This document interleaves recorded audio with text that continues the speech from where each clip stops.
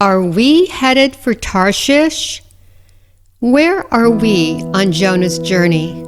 Jonah was told by God to warn Nineveh of her impending destruction, but instead, Jonah ran away from his assignment, and ultimately he ran away from God. If we examine ourselves, have we run away from God by disobedience in any area of our lives? Has God asked us to fulfill His will, and yet we have turned and run? Jonah paid for his ticket to Tarshish. The waves surrounding the ship were becoming more and more tumultuous. Jonah was sound asleep without a conscience, I might add.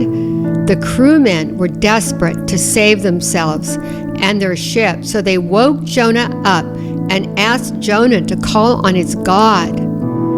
They used lots to see who was the culprit for their potential demise. It fell on Jonah. At this time, the crew wanted to know who Jonah was, where he came from, and what did he do. Jonah's response was, "I fear the Lord, the God of heaven, which has made the sea and dry land." At that point, the men knew Jonah fled from the presence of the Lord. This is a very contradictory statement coming from Jonah. If he feared the God of heaven, then how could he be running from him? God knew where to find Jonah. So in light of Jonah's words versus his actions, how do we identify with Jonah? Do our words match our actions when it comes to obeying the Lord? What did God do to bring Jonah to his right senses? God had a large fish swallow him up until Jonah honored the Lord with his heart and not just his lips. Jonah experienced God's mercy in that fish, but he did not want to extend that mercy to Nineveh. In the bellows of this fish, Jonah found obedience and submission. When he was surrounded by seaweed, he realized that obeying the Lord is better than being stiff-necked. There is a saying, until some hit rock bottom, they will never surrender. It's difficult to get deeper than the ocean floor. Jonah was upset that God ultimately wanted to save Nineveh rather than destroy it. Even after Jonah went through the city for 3 days, he hoped Nineveh would be gone.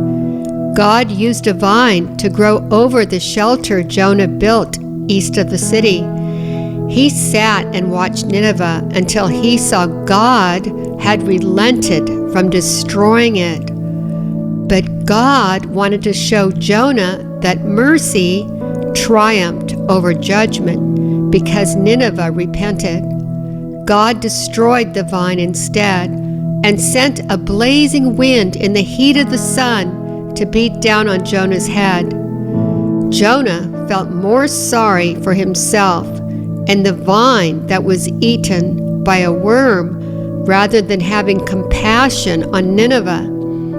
Jonah's journey is one of being self-willed and yet declaring to fear God. If we become self-willed, we may find ourselves wrapped in seaweed until we surrender. The Bible never said Jonah had a change of heart. He seemed to be bitter till the end, as well as despairing. Running away from God is not a good idea, as He knows where to find us and get us back to where He wants us to be. I wonder if this warning wasn't just for Nineveh, but for bringing Jonah to a place of surrender. Are we in a place of full surrender, or are we running away when it suits our desires? God's desires need to be our desires. We can't put God on hold when we decide to disappear in pursuit of our own wills. Are we on that ship to Tarshish? Do our words match our actions? Have we found ourselves surrounded by seaweed and yet not surrendered? Our journey doesn't have to hit rock bottom. It's a daily choice we make to submit our wills and desires to God. You can't run from God or be intentionally disobedient and not pay a price. The price tag is one we have written for ourselves with no one to blame. Jonah paid for his ticket, and he also paid to be in the belly of a fish.